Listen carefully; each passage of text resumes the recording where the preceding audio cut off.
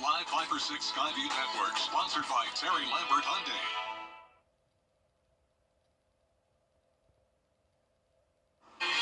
Cooler temperatures once again today, only topping off in the low to mid 80s. It's also mostly cloudy and breezy, very similar forecast for a Thursday, and then some rain moving in on Friday. I'll have all those details coming up. Now at 4:30, reaction from leaders around the country after a deadly shooting at a Georgia high school. Plus, the ruling from a federal judge on former President Donald Trump's request that Starliner finally have a return date. How experts plan to bring them home. Your news at 4:30 starts now. Live from Television Park, this is WJBF News Channel 6 at 4:30. Good afternoon, everyone, and thanks so much for joining us at 4:30. I'm Dee Griffin, and we'll get to those top stories in a moment. But first, Chief Meteorologist Jenna Petracci joins us now, and it was a beautiful afternoon, Jenna. Yeah, Dee, well, the temperatures are just feeling great. I mean, well below normal for this time of the year. It was a nice wind, a nice breeze. Yeah, exactly. That's making it feel even cooler. Yeah. The clouds are keeping the temperatures on the cooler side. I'm sure a lot of us would appreciate some sunshine. That's not the case today. We did have a little bit earlier, but at least the temperatures are looking great. Here's a look at our Terry Lambert Hyundai Skyview cam. Cloud cover all across Augusta. You can see it here on satellite and radar, but no rain. All of that rain still well to the south of us along this stalled frontal boundary. As for the temperatures, low to mid 80s for us today, and it will be very similar tomorrow. So I'll have a look at that full forecast coming up. But back to you, Dee. All right, Jenna, thanks so much. Now we want to go on and continue our coverage of the high school shooting in Winder, Georgia. There's a news conference happening right now, and we want to take you there to show you the latest. Subject within just minutes of this report going out. Once they encountered the subject immediately surrendered to these officers, and he was taken into custody. Additionally, what I want you to know as of now, there are 4 individuals who are deceased from this incident, 9 that have been taken to local hospitals with various injuries. Of those that are deceased, 2 are students and 2 are teachers here at the school. The priority right now for us within this investigation is to gather all the facts, to make sure that we're accurate with it, because this is a murder investigation. As the sheriff mentioned earlier this morning, the shooter is in custody. His name is Colt, that's C-O-L-T, Gray. He is a 14-year-old student here at the school, G-R-A-Y. He is a 14-year-old student here at the high school. Again, he has been taken into custody. He will be charged with murder, and he will be tried as an adult and handled as an adult. We're coordinating these charges and obviously this investigation with District Attorney Brad Smith, who is the District Attorney for the Piedmont Judicial Circuit here. Since early this morning we talked with you, and since the incident occurred, numerous interviews have been taking place through our investigation with students, faculty, as well as any other witnesses that we could identify. Law enforcement had a very, very swift response to this incident once the incident was determined that there was a concern here. Those resources, whether it was in that response or throughout this investigation to assist, came obviously from the sheriff's office here, from other local law enforcement agencies, state law enforcement agencies, and the federal law enforcement agencies as well. To include, not to be left out, multiple EMS personnel, multiple fire personnel, and agencies. Those agencies responded here as well today, and I am extremely grateful, as I know the sheriff is, for that quick response and the partnerships of working here together with what all has gone on. Currently, from the investigative perspective, we have crime scene agents and other special agents from the GBI, from close to a dozen of our different work units from across the state that have responded here today to work on this investigation. Again, collecting evidence, conducting interviews, and so forth. I do want to pass this along, that if anyone has any information that wants to be passed on concerning this investigation, then they can do that anonymously at our tip line at 1-800-597-TIPS, or 1-800-597-8477. They can also report this on by downloading the See Something, Send Something app. They can be done by Android or Apple phones, either one. If they need to report any tips concerning this investigation. Let me close out before I turn this over to the sheriff and let you just remind you that this is still a very active investigation. There is still a lot that is very fluid. There's still a lot of interviews to be conducted that will continue on into the night, as well as crime scene work and collecting and gathering evidence. But what is more important for me to mention here to you is my heartfelt sympathy to the parents, the students that were here today.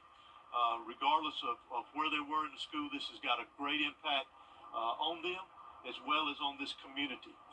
My thoughts and prayers, along with everybody standing behind me and every law enforcement agency in this state, and many I will tell you around this country, they are in our thoughts and prayers, and we will continue with that. We ask for your patience as we continue through this, and we'll continue to try to give you as many updates with information as we can to keep you informed. But thank you for being here.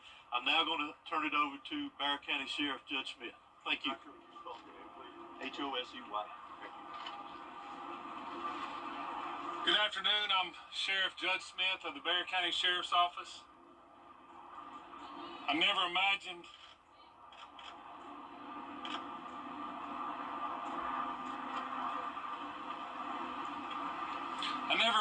that I would be speaking to the media in my career over something that happened today, the pure evil that happened today.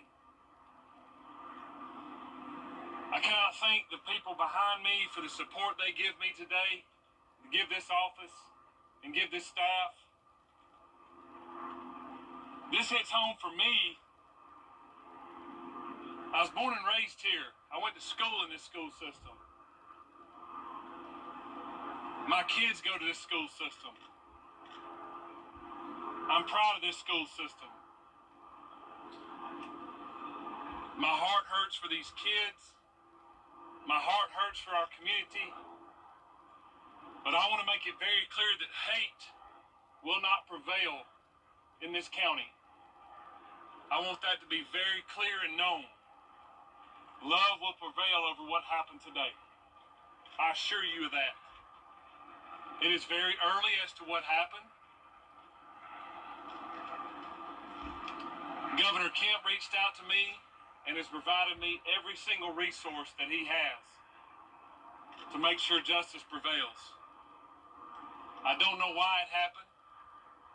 I may not ever know. We may not ever know.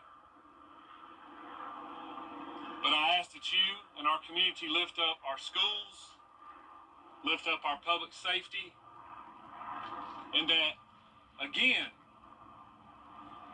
we do not let this hateful event prevail as to what happened today. I want to thank the surrounding agencies and counties and cities and state and federal authorities that have come and provided us, because they prevented a lot of more tragic events from happening. Continue to lift up these families, continue to lift up our students and our kids, and know that love will prevail. At this time, I'm going to ask Dr. LaDuff, our school superintendent, to come and speak on behalf of the school.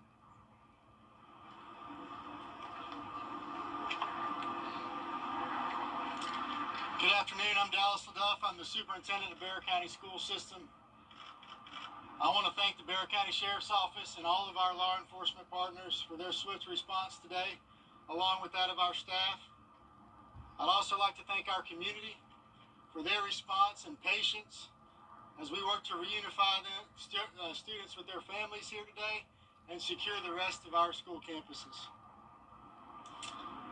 Our schools will be closed for the remainder of this week as we cooperate fully with law enforcement to get answers to the many questions that we all have about this incident here today. But as we are closed, our central offices will remain open where we will have grief counseling available for our community every day this week and thereafter as we support each other through this terrible event. In closing, I just want to say to our community, as a school system, we are here for you, we support you, and we are ready to get you any support that you may need as we grieve through this together. Thank you. Sheriff, if you're saying hate will not prevail in this community, are you investigating this as some sort of hate crime?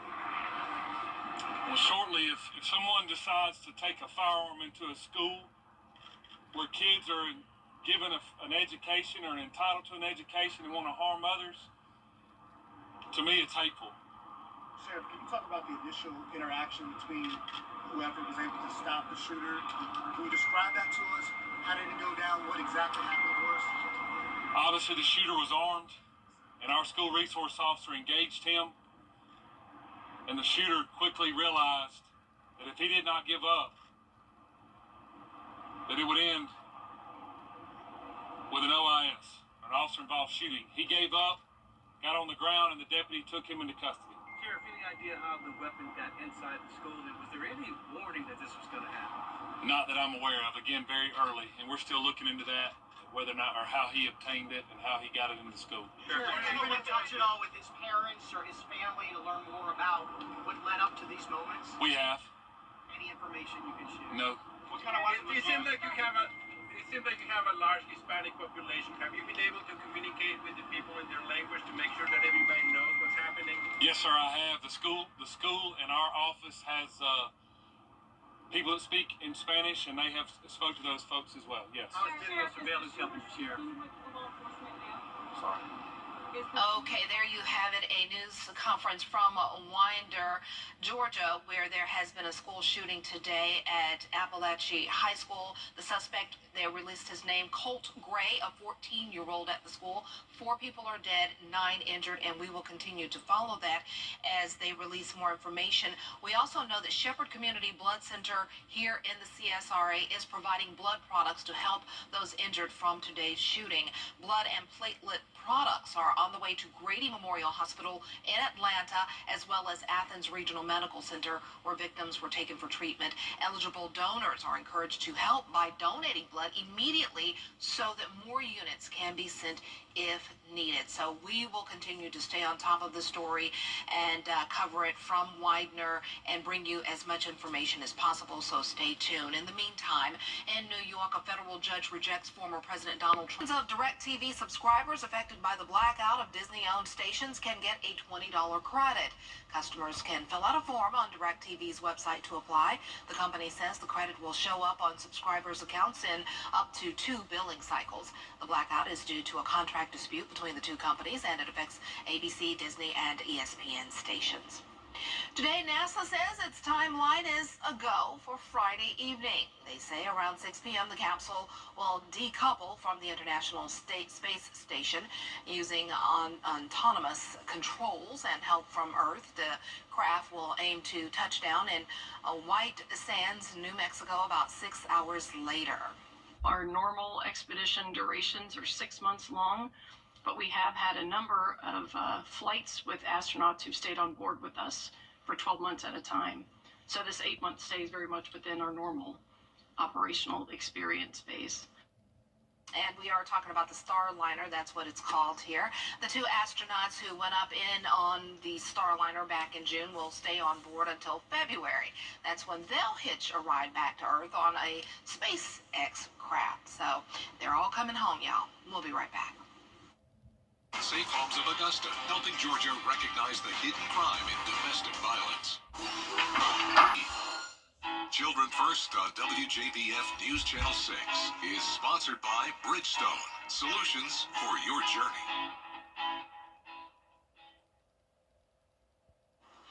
Now, your most accurate accurate forecast with WJBF Live 5/6. Welcome back. Mostly cloudy skies for us today. We did see a little bit of sunshine earlier, but now the clouds are really taking over, and it's pretty breezy out there. You're taking a look at our Terry Lambert Hyundai Skyview cam at Augusta Regional Airport.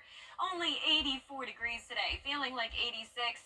The dew points are a bit higher than they were yesterday, sitting in the middle 60s, so a little bit more moisture, along with that north wind coming in at 10 miles per hour. That is bringing in some drier air, so it's kind of a battle here between that high pressure to the north and some moisture down to the south with that stalled front, which we'll see in a moment. But right now, the temperatures are in the low to middle 80s, well below normal. None of us making it to 90 today. In fact, we're only sitting at 79, believe it or not, in Aiken. The heat index is pretty much lining up with the temperatures, only a couple degrees higher than the actual value. And as for those winds, they're coming in around 15 miles per hour now in Aiken, Bamberg, Barnwell at 14, Evans at 14. The wind gusts up to around 20 to 25. Our satellite radar showing the cloud cover, but no rain nearby. Georgia and South Carolina nice and dry. But there's that stalled front to the south of us. Low pressure off the coast here of Texas. So a lot of scattered shower and storm activity that'll eventually impact us late Thursday into Friday. But for the most part, another dry one tomorrow, starting out in the upper 60s when you're headed out the door, climbing into the upper 70s in some places, making it into the low 80s tomorrow, going with 83 in Augusta, only 80 though for your Friday, and we'll continue to see those well below normal temperatures all the way into next week. The low temperatures will decrease by a little bit each day, 67 tonight down to 62 Monday morning, and then upper 50s for Wednesday morning. So definitely some chilly temperatures next week with no rain at all. So for this week, we do have those rain chances starting Thursday and continuing into Saturday, but next week we'll dry back out. Our futurecast tonight at 8 o'clock showing the clouds, but not expecting any rain. Stalled front stays to our south, eventually increasing our moisture as it moves a little bit more towards the north. Thursday by 8 o'clock, around 20% chance or so of some isolated showers, but then a higher rain chance by Friday. This is 5 o'clock in the evening. Light rain showers coming down, pretty much expecting a steady rain throughout your Friday night, especially for the southern half of the CSRA. This continues into Saturday morning and afternoon. Then a secondary cold front comes through, and that'll bring in some reinforcing dry and cooler air, and we'll be back to sunshine on Sunday. Let's bring it closer to home now. Tomorrow at 8 a.m., a dry but cloudy start to your day. Isolated light showers possible, especially by Thursday evening. Overall, though, mostly dry as we go through Friday morning. Then as we make it into the afternoon on Friday and around 5 o'clock, that's that steady rain, possibly some heavier downpours here and there. The rain continues all the way into the overnight hours into Saturday. So we do have a marginal risk of excessive rainfall for around half our area. Could have some minor flooding concerns, but for the most part, a lot of us will be below an inch of rain. Some places, especially down towards the south, could get up to around an inch and a half, but overall, not expecting any major heavy downpours or any thunderstorms. Our lows tonight will be in the mid-60s, and our highs tomorrow will be in the upper 70s through low 80s. Your 10-day forecast showing those temperatures staying very consistent over the next 10 days. No 90 degrees in sight. Low temperatures going down next week as we have plenty of sunshine, lower humidity, and very limited chances of rain. We'll be right back. You come to the Hog Log. 35 on News Channel 6. High school football coverage you can count on.